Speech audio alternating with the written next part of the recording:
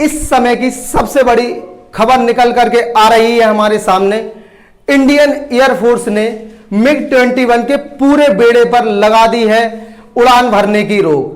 दोस्तों, आपको याद होगा राजस्थान में 8 मई को MiG-21 क्रैश कर जाता है, जहां पर मौके पर 3 महिलाओं की मौत हो जाती है। तो इसी लिहाज से इंडियन एयरफोर्स ने इसकी जांच की अनुमति दी है और तब तक MiG-21 को रखा जाएगा दोस्तों ग्राउंडेड। हादसों की वजह जाने बिना MiG-21 को नहीं दी जाएगी उड़ने की अनुमति। फिलहाल दोस्तों अगर मैं बात करूं तो हमारे पास सिर्फ है MiG-21 के 3 स्क्वाड्रन, और दोस्तों आप जानते ही हैं एक स्क्वाड्रन के अंदर 1618 विमान होते हैं दोस्तों। इसी लिहाज से हमारे पास दोस्तों 50 MiG-21 इस समय सर्विस में अवेलेबल है। अगर मैं बात करूं MiG-21 के फीचर्स की तो दोस्तों ये है सिंगल इंजन वाला, सिंगल सीट वाला मल्टी रोल फाइटर एयरक्राफ्ट, जिसे 1963 में इंटरसेप्टर एयरक्राफ्ट के तौर पर हमारी इंडियन एयरफोर्स में शामिल किया गया था।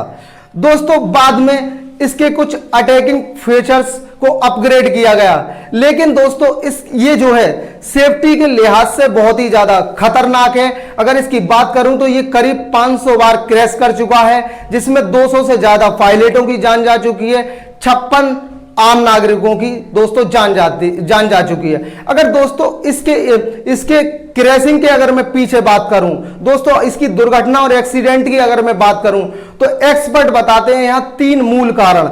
आखिर वो 3 मूल कारण क्या हैं दोस्तों? इन 3 मूल कारणों की तरफ आपका ध्यान आकर्षित करने से पहले मैं बताना चाहूंगा पब्लिक अकाउंट कमेटी की एक रिपोर्ट के बारे में। दोस्तों 21 मार्च 2002 को संसद में पब्लिक अकाउंट कमेटी एक रिपोर्ट सबमिट करती है और दोस्तों बताती है कि टोटल एयरफोर्स में जितने भी एक्सीडेंट हुए हैं उसमें 62% एक्सीडेंट केवल MiG-21 के द्वारा हुए हैं। दोस्तों ये बहुत ही बड़ा आंकड़ा है। एक्सपर्ट मानते हैं यहां पर पहली वजह मानवीय भूल यानी मानवीय वजह। दोस्तों एडवांस जेट ट्रेनर की कमी के चलते दोस्तों हम नए पायलटों के लिए MiG-21 का इस्तेमाल करवाते हैं ट्रेनिंग के दौरान, और दोस्तों अगर नया पायलट MiG-21 को यूज करेगा तो दोस्तों एक्सीडेंट की पॉसिबिलिटी और ज्यादा बढ़ जाएगी। तो दोस्तों पहला मूल कारण दोस्तों ये बताया जा रहा है दोस्तों। लेकिन यहीं पे हमारी एयरफोर्स इस बात को एक सिरे से नकारती हुई कहती है कि हम अब इनका इस्तेमाल नहीं करते दोस्तों, हम इसकी जगह पर दूसरे एयरक्राफ्ट का इस्तेमाल करते हैं। दोस्तों अगर दूसरी भूल की बात करूं या दूसरे मेन कारण की बात करूं तो वो है दोस्तों टेक्निकल वजह। तो वो दोस्तों क्या है? क्रैश होने की एक वजह दोस्तों पार्ट्स और मशीनरी में कमी की वजह बताई जा रही है। दोस्तों रूसी कंपनी इन हादसों के लिए यह दावा करती है कि इंडियन एयरफोर्स का MiG-21 को लेकर के खराब मेंटेनेंस। दोस्तों इस बात को भी एक सिरे से हमारी इंडियन एयरफोर्स खारिज करती है और कहती है कि हम अब पूरी तरीके से 100% सर्विसेबल एयरक्राफ्ट यूज करते हैं।